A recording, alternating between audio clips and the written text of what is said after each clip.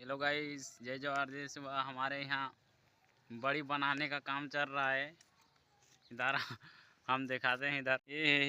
इधर बनाने के लिए इतना सब बना चुके हैं, इतना बाकी है। इधर बना ही चल रहा है।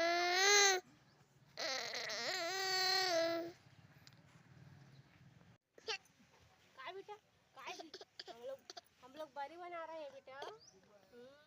इधर का कंप्लीट हो गया है और बाकी उधर और हम मेरा कंप्लीट होने वाला है। काय बेटा कौन करे मो है ये बेटा मो जी हम कोई कोई दिला बेटा